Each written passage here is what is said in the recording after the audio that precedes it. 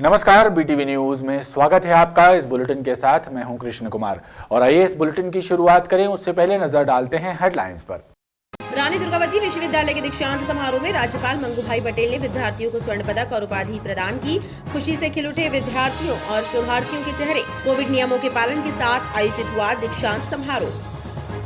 युवा दिवस को रोजगार दिवस के रूप में मनाया गया। जबलपुर जिले के 13,400 युवा हितग्राहियों को मिला रोजगार। 51 करोड़ 53 लाख रुपए का लोन किया गया वितरित।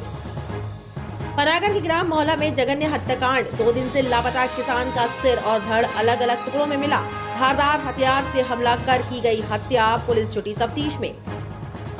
और सूदखोरों की प्रताड़ना के चलते महिला ने किया जहरीली वस्तु का सेवन। निजी अस्पताल में भर्ती है पीड़िता। धारताल पुलिस ने 2 सूदखोरों को किया गिरफ्तार। प्रकरण दर्ज कर मामले की जांच में जुटी पुलिस।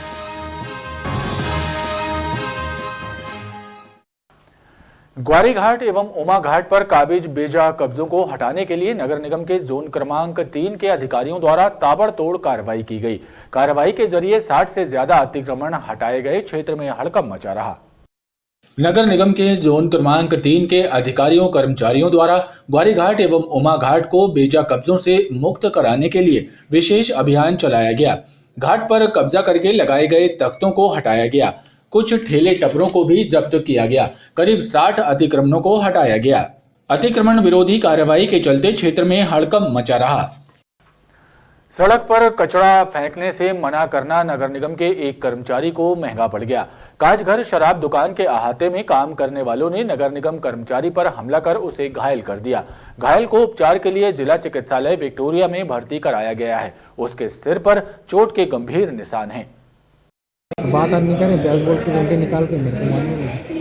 जिला चिकित्सालय विक्टोरिया में उपचार के लिए भर्ती नगर निगम जोन क्रमांक 9 के कर्मचारी देवेंद्र चौधरी की माने तो उस पर जानलेवा हमला सिर्फ इसलिए कर दिया गया क्योंकि उसने कांचघर शराब दुकान के कर्मचारियों को कचरा सड़क पर फेंकने से मना किया था। शराब दुकान के और अहाता में काम करने वाले कर्मचारियों ने उस पर बेसबॉल के डंडों से हमला कर दिया, जिससे उसे सिर एवं हाथ पैर में गंभीर चोटें आई हैं। तो रोको टोको अभियान में कमिश्नर साहब बोले हैं निर्देशानुसार कहीं भी गंदगी हो तो इतना तो है मतलब किसी को रोक तो सकते हैं अपन।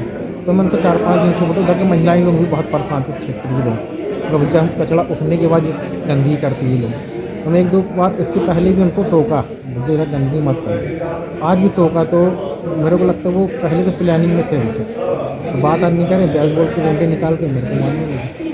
घायल कर्मचारी से मिलने हॉस्पिटल पहुंची उपायुक्त अंजू सिंह ने बताया कि घटना की शिकायत पुलिस थाने में करवा दी गई है। कर्मचारी द्वारा काम करने के दौरान उस पर कुछ लोगों के द्वारा हमला किया गया है। कर्मचारी बहुत गंभीर रूप से घायल है। उसको देखने के लिए हम लोग आज यहाँ आए थे और कर्मचारियों के द्वारा जो कार्य क्षेत्र में इस तरह की घटनाएं की जा रही है उसका हम लोग विरोध करते हैं और इस तरह की घटनाएं यदि दोबारा की जाएगी तो प्रशासन इस पे सख्त कार्रवाई करेगा। अभी पुलिस को रिपोर्ट कर दी है। संभागीय अधिकारी द्वारा पुलिस को रिपोर्ट कर दी गई है। जो भी अग्रिम कार्रवाई होगी इस पे की। बहरहाल घटना को लेकर नगर निगम के कर्मचारियों में आक्रोश व्याप्त है। विश्व में भारत की संस्कृति का परचम लहराने वाले स्वामी विवेकानंद जी की जयंती राष्ट्रीय युवा दिवस के रूप में मनाई गई। इस अवसर पर भारतीय जनता पार्टी युवा मोर्चा के द्वारा भाजपा संभागीय कार्यालय में संगोष्ठी का आयोजन किया गया, जिसमें युवाओं ने युवा राष्ट्रवाद की विचारधारा को आत्मसात करते हुए देश के विकास में सहयोग करने का संकल्प लिया। संगठन के कोई काम नहीं होंगे, सिर्फ एक काम होगा, बूथ को। विश्व में भारत की संस्कृति का परचम लहराने वाले युवाओं के प्रेरणा स्रोत स्वामी विवेकानंद की जयंती पर शहर में विभिन्न कार्यक्रमों का आयोजन हुआ। इन आयोजनों के माध्यम से युवाओं ने स्वामी विवेकानंद जी के आदर्शों को याद किया और उन्हें श्रद्धा सुमन अर्पित किए। स्वामी विवेकानंद जी की जयंती को राष्ट्रीय युवा दिवस के रूप में मनाते हुए भारतीय जनता युवा मोर्चा ने भाजपा के संभागीय कार्यालय में एक संगोष्ठी भी आयोजित की, जिसके माध्यम से युवाओं ने संगठन को मजबूत बनाने और युवा राष्ट्रवाद की विचारधारा को आत्मसात करते हुए देश के विकास में योगदान देने का संकल्प भी लिया। इस कार्यक्रम के दौरान भारतीय जनता युवा मोर्चा के नवनियुक्त नगर अध्यक्ष पंडित योगेंद्र सिंह ठाकुर ने अपना पदभार भी संभाला और पंडित दीनदयाल जी के अंत्योदयी प्रयत्न को लेकर स्वामी विवेकानंद जी के सपने का भारत बनाने में योगदान देने की बात कही। पदभार ग्रहण करने का सौभाग्य प्राप्त हुआ। युवा दिवस के इस अवसर पर मैं जिला अध्यक्ष के रूप में सभी को यह आश्वस्त करना चाहता हूं कि हम हमारी जन कल्याणकारी योजनाओं को पार्टी की विचारों से युवाओं को जोड़ेंगे, पूरी प्रतिबद्धता के साथ काम करेंगे। कार्यक्रम में बड़ी संख्या में युवा शामिल हुए। जिले में कोरोना संक्रमण रिकॉर्ड तोड़ने पर आमादा है। ऐसे में जहां एक्टिव केस बढ़कर 1327 हो गए हैं, तो वहीं बुधवार को प्रशासनिक रिकॉर्ड में कोरोना संक्रमित एक मरीज की मौत भी दर्ज की गई है।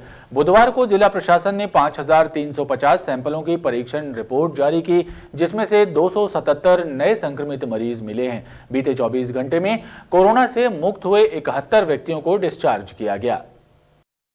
जबलपुर में कोरोना संक्रमण की विस्फोटक स्थिति के बीच कोरोना संक्रमित एक मरीज की मौत भी दर्ज की गई है। बुधवार को जिला प्रशासन द्वारा जारी की गई रिपोर्ट में प्रशासन ने जिले में कोरोना संक्रमित एक मरीज की मौत होने की पुष्टि की है।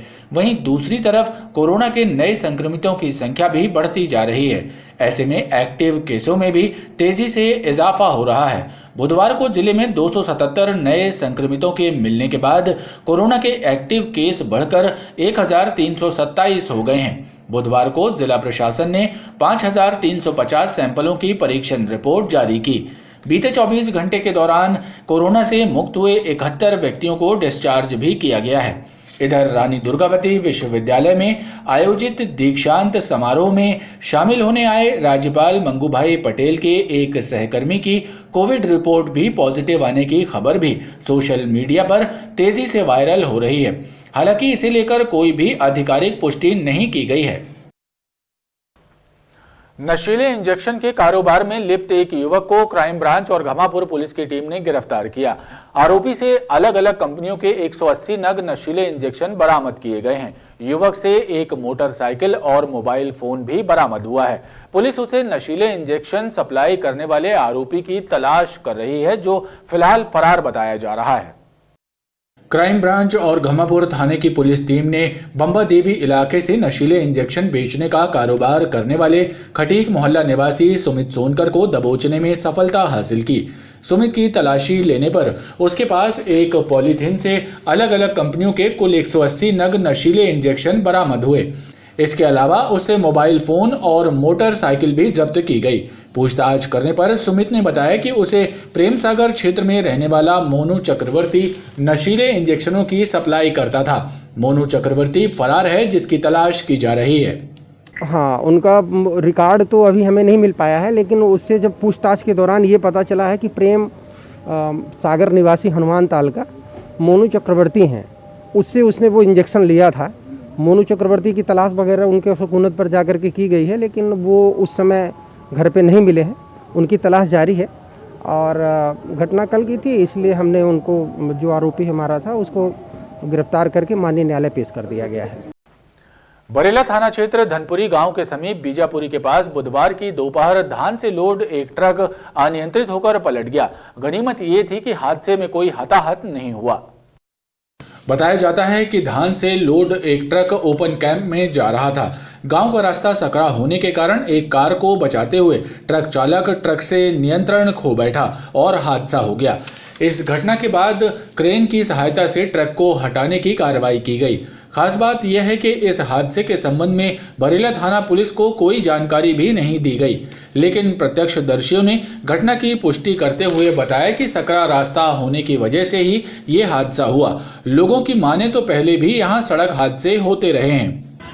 ये जो हुआ है, ये सकरी रोड के कारण, अब गाड़ी यहाँ से भी आ रही थी, बेचारे ने गाड़ी उस तरफ थोड़ी दबाई तो पलट गई गाड़ी। मतलब गाड़ी जो क्रॉसिंग गाड़ी में की वजह से स्लिप मार गई गाड़ी। जी, क्रॉसिंग की वजह से। खबरों का क्रम लगातार जारी है, आप देखते रहिए BTV न्यूज।